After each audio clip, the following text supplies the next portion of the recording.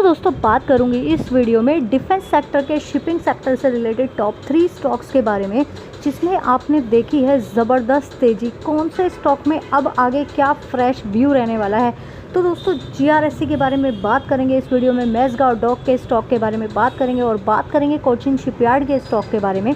दोस्तों तीनों में से किसी भी स्टॉक में अगर आपने पहले से अपनी पोजीशन बनाकर रखी है तो कौन से लेवल एंड टारगेट्स आपके लिए इम्पॉर्टेंट होने वाले हैं, और अगर आप फ्रेश एंट्री प्लान कर रहे हैं तो कौन से लेवल्स को ध्यान में रख करके एंट्री बनाएं, सारी चीज़ें डिस्कस कर लेंगे इस वीडियो में। तो वीडियो काफ़ी ज़्यादा इन्फॉर्मेटिव हो सकता है, बिना स्किप किए एंड तक देख लीजिएगा। तो दोस्तों लास्ट ट्रेडिंग सेशन में ये स्टॉक लगभग 10% के करीब भागा। दोस्तों 10% के करीब भागने के बाद 2481 रुपये के आसपास क्लोजिंग देते हुए नज़र आया है ये स्टॉक। अब जानेंगे आगे के लिए क्या फ्रेश रिव्यू रहने वाला है। इस स्टॉक की बात करें तो लास्ट ट्रेडिंग सेशन में इसने हाई लगाया है 2560 रुपये का। तो दोस्तों जब ये स्टॉक 1300-1400 रुपये के आसपास ट्रेड कर रहा था, आपने वीडियोस अगर देखे होंगे, कंटिन्यूअस बेसिस पे कहा था कि ये मौका फिर दोबारा से हाथ में नहीं आएगा, स्टॉक को बाय करके चल सकते हैं। तो लगभग देखा जाए तो वहाँ से स्टॉक ने आपके कैपिटल को डबल कर दिया है अभी तक। तो दोस्तों ये लेवल्स बहुत ज़्यादा अच्छे थे बाइंग के लिए, और वैल्यूएशन टर्म में तब भी कंफर्ट नहीं था, लेकिन डिमांड स्टॉक में एकदम से इतनी ज़्यादा इंक्रीज़ हुई है, आपने देखा है युद्ध चलने के दौरान। तो इस डिमांड जैसे ही इंक्रीज़ हुई तो प्राइस एकदम से शूट अप हो गया और आपका कैपिटल हो गया यहाँ पर डबल। तो दोस्तों जिस तरीके से अगर किसी ने भी इसमें अपनी पोजीशन बनाई थी तो आज वो ज़बरदस्त प्रॉफिट में बैठा होगा। अब आगे यहाँ से क्या करे क्या ना करे। तो दोस्तों यहाँ पर मैं आपको बता दूँ, वैल्यूएशंस फ्रेश एंट्री के लिए तो अभी इस स्टॉक को अवॉइड ही करके चलेंगे, लेकिन ये स्टॉक इस दौर में आपको 2700 रुपये तक भी आता हुआ नज़र आ सकता है। तो 2700 रुपये तक के लिए डेफिनेटली होल्ड करके भी चल सकते हैं, और 1350 रुपये के आसपास अगर आपने बाय कर लिया है तो 2600 रुपये के आसपास आने के बाद आपका कैपिटल डबल हो चुका होगा। तो आपने जितने शेयर्स बाय किए थे उतना कैपिटल आप फ्री भी कर सकते हैं दोस्तों, और बाकी के फ्री वाले शेयर्स आप यहाँ पर राइड करने के लिए आगे छोड़ सकते हैं। उसमें आपका जितना भी ये स्टॉक आगे जाएगा उतना ही आपको बेनिफिट होता चला जाएगा। ये भी एक बहुत ही अच्छी स्ट्रेटजी होती है इस तरह के स्टॉक्स में इस तरीके से आगे कंटिन्यू करने की। यहाँ पर बात करें तो ओवरऑल 100% सेलिंग प्रेशर देखने के लिए इस समय मिल रहा है दोस्तों। होल्डिंग पोजीशन पर भी ज़्यादा परसेंटेज देखने के लिए नहीं मिल रही है, और फंडामेंटल्स वैल्यूएशन वाइज बात करें तो काफ़ी महंगे हो चुके हैं। 53 के पीई पर आ चुका है स्टॉक। एक साल पहले अगर ये स्टॉक लेकर आपने अपने पोर्टफोलियो का हिस्सा बनाया है तो अभी आप डबल से भी ज़्यादा के अच्छे गेंस में हैं दोस्तों। यहाँ पर बात करें तो 150% तक के प्रॉफिट्स इस स्टॉक ने इस लेवल पर आपको बनाकर दे दिए हैं।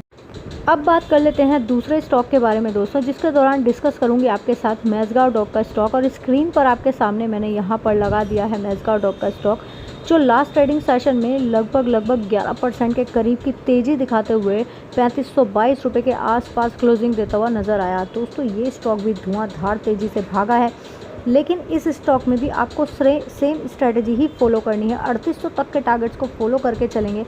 यहाँ पर भी 2100-2200 के करीब ये स्टॉक जिस समय ट्रेड कर रहा था, कंटिन्यू बेसिस पर आपको बोला था कि आप डेफिनेटली इस स्टॉक को पिक कर लीजिए।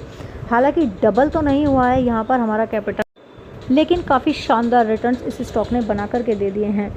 मुझे लगता है कि यहाँ से प्रॉफिट बुक करने में ही समझदारी रहेगी। अगर मैं आपके साथ रिव्यू शेयर करूँ तो 66% लोग ऐसे हैं जो फ्रेश सेलिंग करते हुए नज़र आ रहे हैं, और सिर्फ 33% लोग ही ऐसे हैं जो फ्रेश बाइंग उठा रहे हैं। इन लेवल्स पर फ्रेश बाइंग उठाने का तो मतलब ही नहीं बनता, लेकिन अगर होल्ड पर रहना चाहते हैं तो वो अलग बात है, आप टिक कर रह सकते हैं। वैसे ज़्यादातर देखा जाए तो यहाँ पर प्रॉफिट बुकिंग ही देखने के लिए मिल रही है। पिछले एक साल का 52 वीक हाई स्टॉक ने कल के ट्रेडिंग सेशन में ही हिट किया है दोस्तों, और 52 वीक लो की बात करें तो 1152 रुपये का स्टॉक ने लगाया था। तो उम्मीद करती हूँ आप समझ गए होंगे। एक्सीलेंट क्वालिटी का ये स्टॉक है।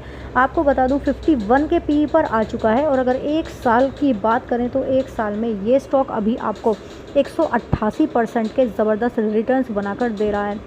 यहाँ पर बात करें प्रोमोटर्स की होल्डिंग की, जो 84% के करीब की है, और एफआईआईज़ की होल्डिंग की भी बात करते हैं, जो काफ़ी ज़्यादा सेलिंग में देखने के लिए इस समय मिल रही है। तो दोस्तों मुझे लगता है अब अपसाइड के टारगेट्स बहुत ज़्यादा नहीं आपको देखने के लिए मिलेंगे, तो अपने प्रॉफिट को बुक करने में ही समझदारी रहेगी। और बात करें कोचिन शिपयार्ड के स्टॉक के बारे में दोस्तों, तो यहाँ पर मैंने स्क्रीन पर आपके सामने लगा दिया है जो हमारे टारगेट्स थे इस स्टॉक में 1600 से 1700 रुपये तक के, उनको बीट करके स्टॉक ऊपर की तरफ निकलता हुआ नज़र आया और 12% तक ज़बरदस्त तेज़ी दिखाते हुए 2035 रुपये के आसपास क्लोजिंग देते हुए नज़र आया। दोस्तों यहाँ पर भी सेम सिचुएशन बन रही है, सेम सिनेरियो बन रहा है।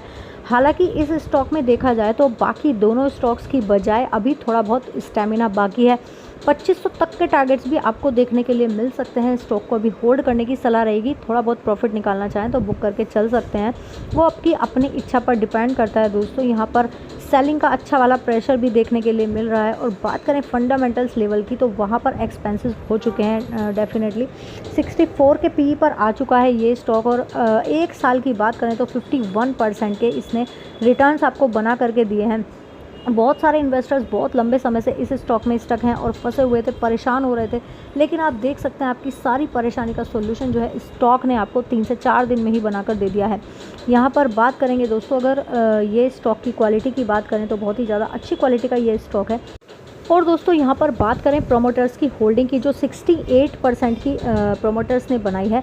FIIs यहाँ पर भी बेच कर जाने लगे हैं, तो यहाँ पर भी आपको अब एक करेक्शन देखने के लिए डेफिनेटली मिल सकती है, क्योंकि स्टॉक जब इतनी धुआंधार तेज़ी दिखाता है तो यहाँ पर एक प्रॉफिट बुकिंग डेफिनेटली देखने के लिए मिल जाती है। बाय ऑन डिप की स्ट्रैटेजी के साथ दोबारा से मौके बनेंगे अगर वैल्यूएशन टर्म्स में ये रीज़नेबल होता है तो। यहाँ पर 1500 रुपये के आसपास अगर किसी भी डिप के दौरान मिलता है तो इस स्टॉक में दोबारा से पोजीशन बनाने की कोशिश की जा सकती है। तो दोस्तों उम्मीद करती हूँ तीनों ही स्टॉक्स पर जो भी डिस्कशन हमने किए हैं वो आपको अच्छी तरीके से क्लियर हो गए होंगे, लेकिन फिर भी अगर कोई क्वेरी आपकी रह गई है तो आप बिना किसी संकोच के कमेंट बॉक्स में कमेंट करके हमसे पूछ सकते हैं। वीडियो इन्फॉर्मेटिव लगी हो तो लाइक किए बिना मत जाएगा और शेयर ज़रूर कर देना अपने सभी फैमिली और फ्रेंड्स के साथ। इसी तरह के वैल्यूएबल स्टॉक्स के बारे में डेली बेसिस पर जानने के लिए चैनल को जल्दी से कर लीजिए सब्सक्राइब। Thanks for watching.